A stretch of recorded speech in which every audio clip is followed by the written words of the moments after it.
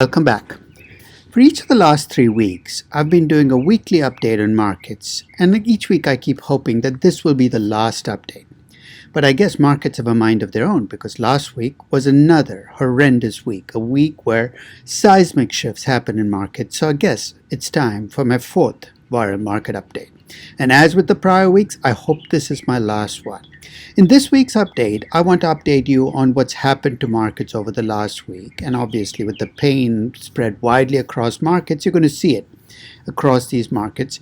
And I'm also going to talk a little bit about looking at the post-viral economy. I think it's time and it's healthy for us to stop obsessing about where markets are today and start thinking about what markets will look like after the crisis ends.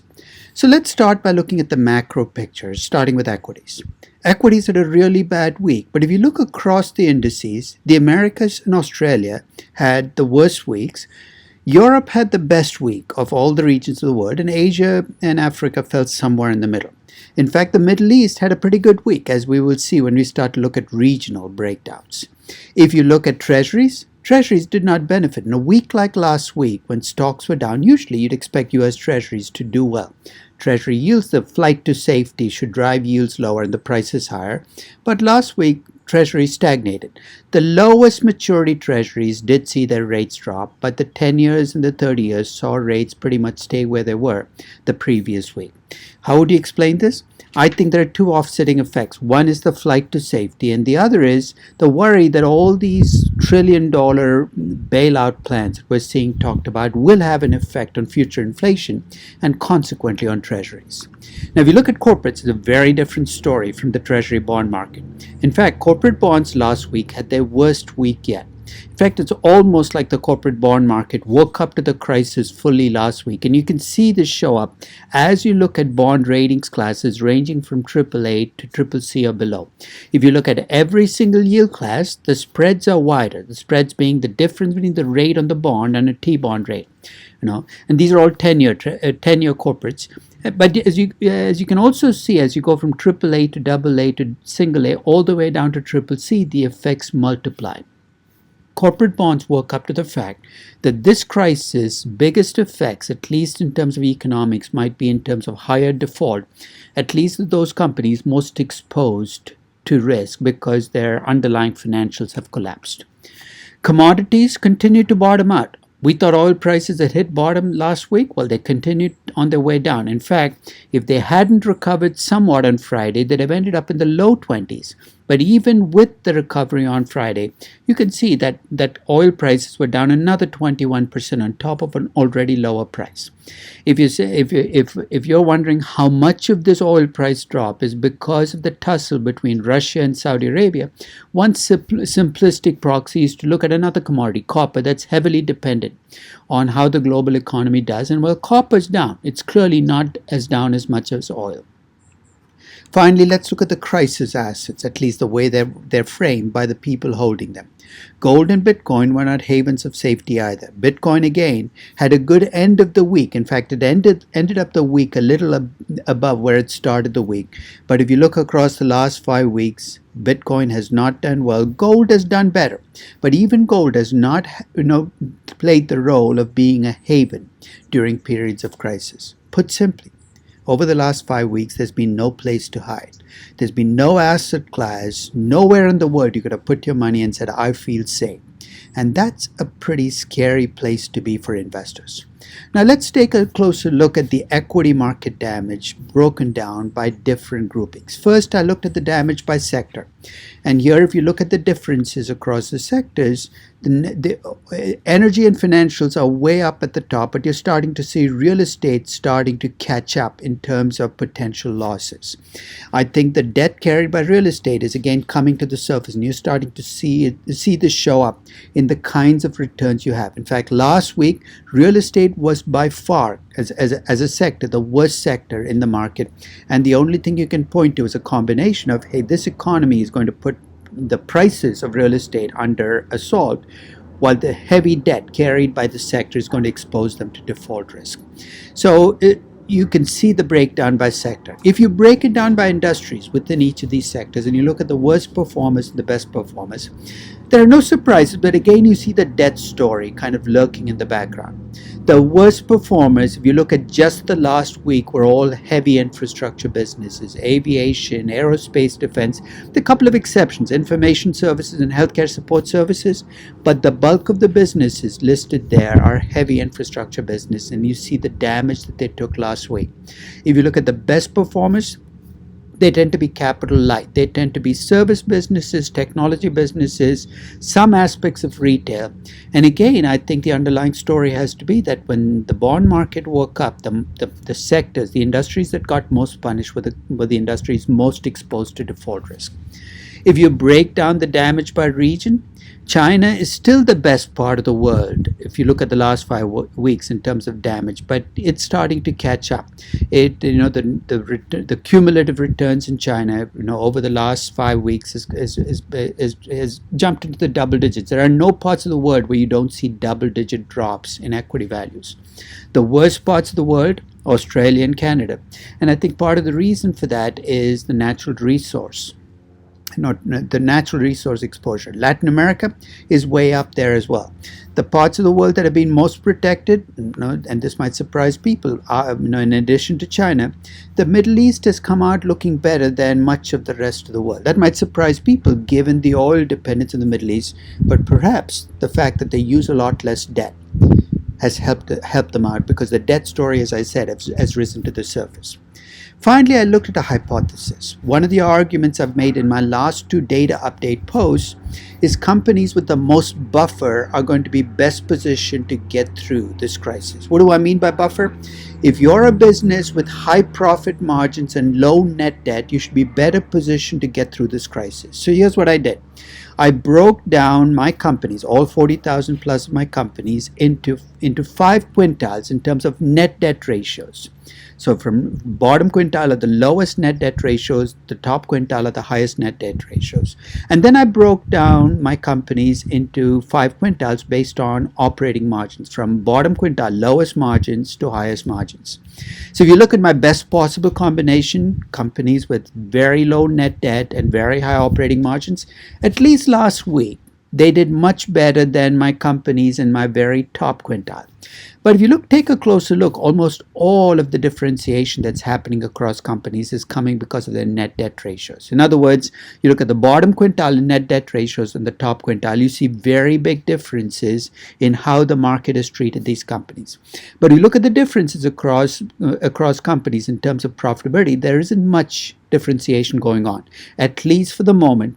This is a market that is very heavily focused on how much net debt do you have, and not as focused on profitability. That might change, but at least for the moment, it's debt that's ruling the story.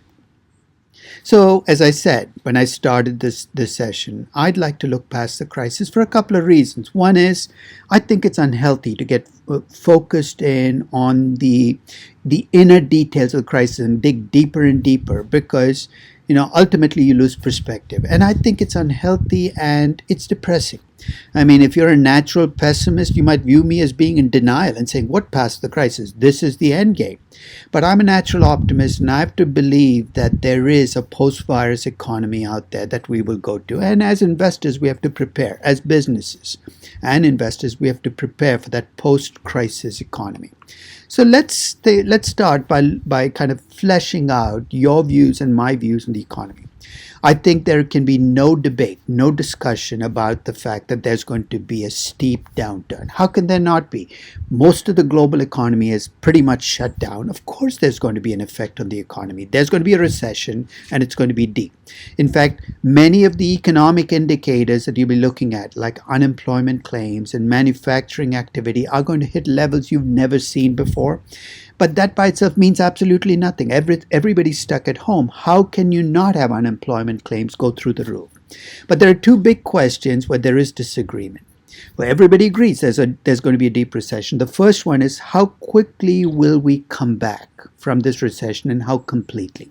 And there you can have disagreement. There are some who are more optimistic, who feel that we will come back sooner, in months rather than years, and get most of what we lost back. And there are others at the other extreme who believe it's going to take a lot longer and we're not going to fully come back. The other big question on which you can have disagreement is how much permanent change there will be in economic structure. This shock has been unlike any other in my lifetime, might change the way consumers behave, might change economic structures. And again, there's a difference of views on how much of a change you will see. So if you're among the more optimistic, both in terms of how quickly we will come back and how much disruptive change there's going to be to economic structure, there are two potential strategies you can adopt. One is what I would term my bargain basement strategy, which is you focus on companies that have been damaged, that have been beaten up by markets, and you bet on a comeback. But to remember, to benefit from this comeback, these companies have to survive. So you're going to be looking in your bargain basement for companies that are more likely to survive. You'll be looking at things like larger market cap companies over smaller market cap companies, companies with less debt, companies that had higher profit margins in the pre-crisis days. So you're looking for stocks that are more likely to survive and essentially benefit from their comeback. That's one strategy. Think of that as the lower risk strategy. There's a higher risk strategy, and this is to go out and look in the stocks that have been beaten up, but look for stocks that are in the most danger, have the most debt, net debt, the highest fixed cost. You're saying, why would I want to do that? Many of them are going to go bankrupt. You're absolutely right. You're not buying equities in these companies for the usual reasons, which is you want cash flows and dividends. You're buying them for the reasons you buy out of the money options. And remember, when you buy out of the money options, many of them will end up you'll end up throwing them in the trash can and saying, I wish I hadn't done that. In the distressed equity strategy, you're going to be spreading your bets across many of these at danger stocks and accepting the fact that quite a few of them will not make it through this ride. But the ones that make it, you hope to make such abnormally exceptional returns, they make up for your losers. As I said, it's a higher risk strategy, and it's a strategy where you're behaving more like an options trader than you are an equity investor. If you're less pessimistic about the turnaround, there are two strategies you can adopt as well. One is you can buy safety, but you're buying safety at a reasonable price. You've heard of growth at a reasonable price. In this crisis, you're going to go for safety at a reasonable price. You want companies that have all the ingredients to not just make it through, but make it through comfortably. Large market cap, big cash balances, low debt ratios, high profit margins, and growth before the virus hit. And you can already see that when you start thinking about safety at a reasonable price, you're going to be looking at a small subset of companies. And again, you don't want to buy them at any price because you might get safety then, but at too high a price. The other and more risky strategy, if you're less optimistic about the turnaround and think there's going to be substantial change in economic structure, is you bet on the change agents. If you believe that consumers are going to change the way they behave, that there's going to be changes in economic structure, and you're willing to put some flesh on those thoughts and tell me what those changes are going to be. Let's say you believe that more people are going to get comfortable with online delivery of goods or online delivery services of a wider range of goods. People who've never had groceries delivered at home before are going to be much more comfortable with that process. Or people who are much more comfortable interacting online, either in business or in education, are going to get more comfortable.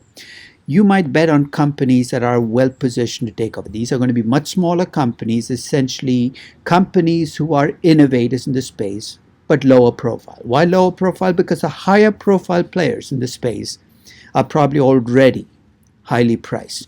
I mean, take an example like Zoom. Zoom clearly has benefited from this crisis, but it's out there. Everybody is in a sense familiar with it. A lower profile agent like Chegg, it's an online homework service for people who might be better positioned to take advantage of change that's coming, at least at a price at which you can make money. So if I were to capture all of these pictures, you take your views in the economy, how quickly will the recovery happen, what the structural changes are, and you follow through. If you're optimistic about the speed of the turnaround, you might either go for a bargain basement strategy or a distressed equity, or do both. If you're much more pessimistic, you might go to safety at a reasonable price, or if you're much more of a risk taker, change agents, or both. I'm actually kind of mixed in my views in the economy. I'm not sure how quickly the recovery will happen, and I do think, I don't think the recovery will happen in months, but I don't think it's going to take a decade. So I'm probably in the middle between the optimists and the pessimists, and I do believe some sectors will see significant structural change. So you know what I'm going to do? I'm going to do a mix of all four strategies. In fact, as attachments to this post, I'm going to run a series of screens for each of these, for three of the four. The change agents is much more difficult because you've got to be explicit about the change. And I'm going to list out the companies that come through. And I'm going to throw them out there. I'm going to start on the process of valuing these companies and looking with the intention of adding at least a couple from each list. I hope you get a chance to try your hand at each of these lists as well, because I'm sure that your choices will not be the same as mine. I wish you the very best, and thank you very much for listening, and stay safe.